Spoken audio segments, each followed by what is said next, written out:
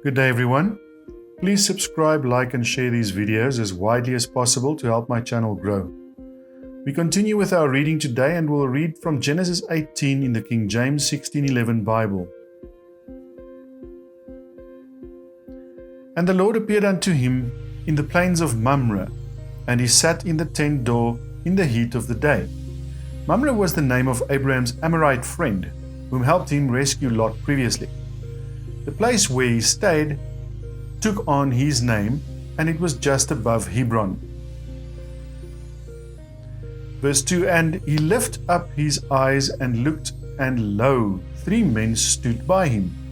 And when he saw them, he ran to meet them from the tent door, and bowed himself toward the ground, and said, My Lord, if now I have found favor in thy sight, pass not away, I pray thee, from thy servant. Let a little water, I pray you, be fetched, and wash your feet, and rest yourselves under the tree. And I will fetch a morsel of bread, and comfort ye your hearts. After that ye shall pass on, for therefore are ye come to your servant. And they said, So do as thou hast said.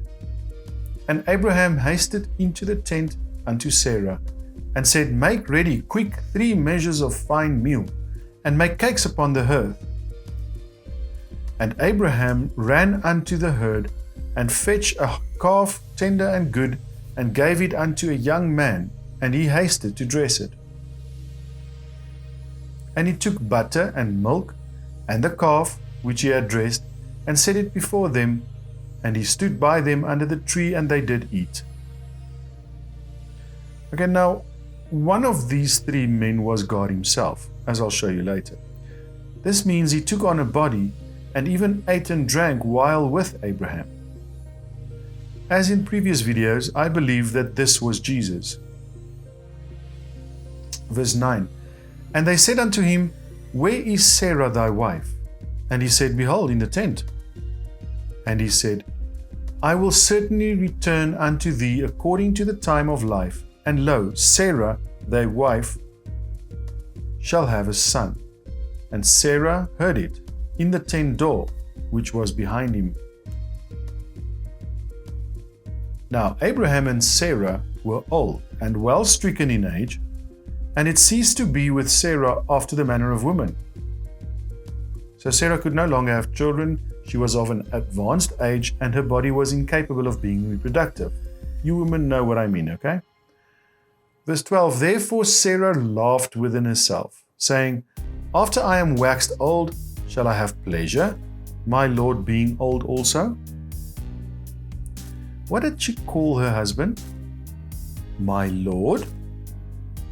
Now, because of this statement right here, she ended up being the only one mentioned in the New Testament as the perfect wife. The commandments of the husbands and wives are in Ephesians 5, Colossians 3, and 1 Peter chapter 3. So if you are a husband or a wife, you need to read these to find out what God wants from you. Let's read 1 Peter 3 from verse 1. Likewise, ye wives, be in subjection to your own husbands. This does not mean the husband is better or that the husband is smarter, because most of the time they are not. But you just have to submit. When you drive in a car, the co-driver can have all the instructions and give all the ideas and help and look at the map and say turning 50 meters, but they can't grab the steering wheel. Every military of every country in the world knows that you have to have a chain of command and you have to obey the officer over you. The first thing God said to Adam and Eve when they sinned in Genesis 3 was, Adam, you have to work for a living from now on, and Eve, he is the boss. There was no need for that chain of command before that moment. Now, I didn't write the book. I'm just reading to you what it says, okay? Wives, be in subjection to your own husbands. Now, this is not boyfriend and girlfriend. It is husband and wife. Once you have made that commitment, it means you are going to submit to that authority. If you do not like that authority or spiritual leadership, then don't get into that relationship. That if any obey not the word, in other words, wife, you submit, because if your husband doesn't obey the word, if he's not a good Christian, they also may without the word be won by the conversation of the wives. Conversation here does not mean talking. It means the way you live, your manner of living. It means that your godly living in front of such a guy can win him over to the Lord. After X amount of days, months, or years, he will say, "You've got something about you. You submit to me and I know you will follow." And if a husband knows that his wife always follows, he is much more careful of where he goes. This causes the man to grow up. It just works. But if the husband knows she is not in subjection and she doesn't follow, then he gets proud and cocky too, and then everything falls apart. And in all three of these passages, Ephesians 5, Colossians 3, and 1 Peter 3, all three of them start with the wife, and then it goes to the husband. The reason is that the husband is bullheaded and stubborn, and wives, if you just go on about doing your job, he will probably come around to do his. I'm telling you, it just works. Back to 1 Peter 3. Without the word be won by the conversation of the wives, while they behold your chaste conversation coupled with fear, whose adorning, that's the way you dress up, ladies, let it not be that outward adorning of plaiting the hair and of wearing of gold or of putting on of apparel. What are you using to attract the guy's attention? Is it your clothes or your jewelry or the way you do your hair or your body? Then you're attracting him for the wrong reason. What's going to happen when you are 70 or 80 years old, when none of this is what it was? You're simply fishing using the wrong bait. You want someone that is attracted to your spirit. Verse 4, but let it be the hidden man of the heart. Peter is saying that what ought to attract him to you is that spirit of cheerfulness and joyfulness. In that which is not corruptible, even the ornament. What is the best ornament that you can put on, ladies? A necklace or some earrings? No. Even the ornament of a meek and quiet spirit, which is in the sight of God great price. A meek and quiet spirit will attract them. Again, I'm not saying this, the Bible is, okay? Verse 5, for after this manner, in the old time, the holy women also who trusted in God adorned themselves. So with what did the holy women of the old times adorn themselves? A meek and quiet spirit. Being in subjection unto their own husbands, even as Sarah obeyed Abraham, calling him Lord.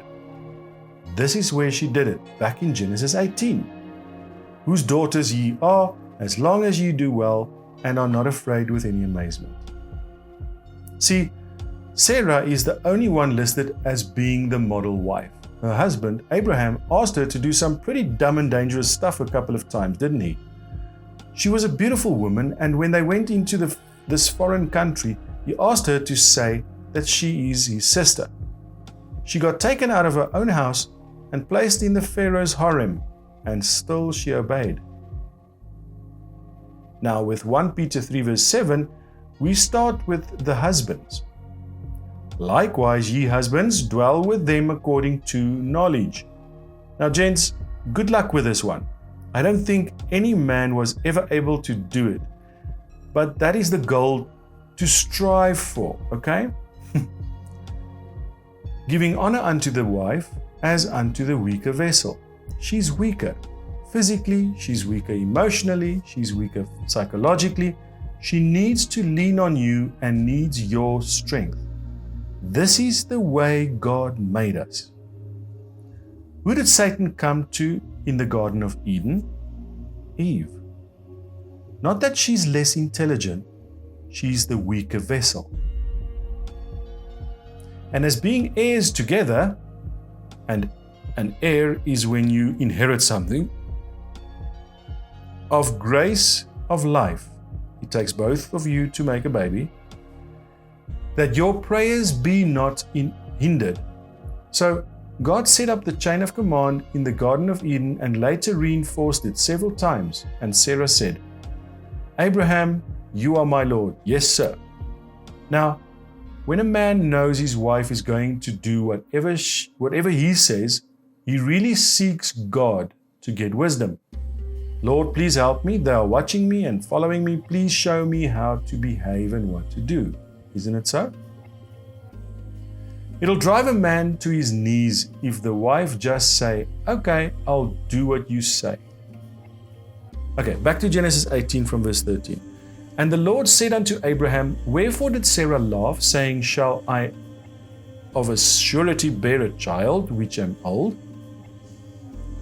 Is anything too hard for the Lord? At the time appointed I will return unto thee according to the time of life, and Sarah shall have a son. Then Sarah denied, saying, I laughed not, for she was afraid. And he said, nay, but thou didst laugh. And the men rose up from thence and looked toward Sodom, and Abraham went with them to bring them on their way. And the Lord said, shall I hide from Abraham that thing which I do, seeing that Abraham shall surely become a great and mighty nation, and all the nations of the earth shall be blessed in him? For I know him, that he will command his children and his household after him, and they shall keep the way of the Lord. Here's God himself saying, I know Abraham, he will do what is right. Here's something to ponder. When God speaks about you, what does he say about you? To do justice and judgment, that the Lord may bring upon Abraham that which he hath spoken of him. And the Lord said, because the cry of Sodom and Gomorrah is great, and because their sin is very grievous, I will go down now and see whether they have done altogether according to the cry of it, which is come unto me, and if not, I will know. And the men turned their faces from thence and went towards Sodom, but Abraham stood yet before the Lord. And Abraham drew near and said, wilt thou also destroy the righteous with the wicked? You have to understand that Abraham knew that his nephew Lot was in Sodom for the last 25 years now. Sometimes you have to stand up and intercede for someone else. Verse 24, peradventure there be 50 righteous within the city, wilt thou also destroy and not spare the place for the 50 righteous that are therein? Abraham knew that Lot had a wife and at least 4 daughters, 2 of whom are married. That's already 8 people. In 25 years, there could have been more righteous people living in Sodom.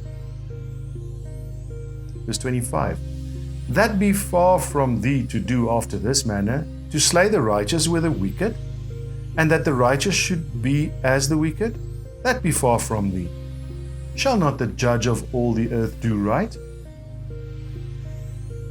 And the Lord said, if I find in Sodom 50 righteous within the city, then I will spare all the place for their sakes. And Abraham answered and said, behold now, I have taken upon me to speak unto the Lord, which am but dust and ashes. Peradventure there shall lack 5 of the 50 righteous. Wilt thou destroy the city for lack of 5? And he said, if I find there 40 and 5, I will not destroy it. It looks like Abraham is haggling with God, bargaining with him to save lives. Of course, God knows the outcome, but he still allows Abraham to actually be himself. And he spake unto him yet again and said, peradventure there shall be 40 found there. And he said, I will not do it for 40's sake. And he said unto him, O let not the Lord be angry, and I will speak. Peradventure there shall 30 be found there. And he said, I will not do it if I find 30 there. And he said, behold, now I have taken upon me to speak unto the Lord. Peradventure there shall be 20 found there. And he said, I will not destroy it for 20's sake. And he said, Oh, let not the Lord be angry, and I will speak yet but this once. Peradventure 10 shall be found there. And he said, I will not destroy it for 10's sake. And the Lord went his way as soon as he had left communing with Abraham. And Abraham returned unto his place. We know what happened to Sodom and Gomorrah, which means God could not even find 10 righteous in the city. Unfortunately, this is all we had time for today. Please like, subscribe, and even comment on these videos. Share as widely as possible, as this will help my channel to grow. We have a Skype Bible study session at 6 p.m. South African Standard Time every Sunday night. If you are interested to join, please pop me an email. You can find mine in the description. Don't forget to leave a donation. Instructions on how to do so will follow. God bless. Thanks for watching. If you enjoy our videos, please leave a like and subscribe. Don't forget to click the bell icon to be notified of our next video. You can help us create better videos by leaving a donation on Patreon. The link is in the description. Thank you. We hope to see you next time.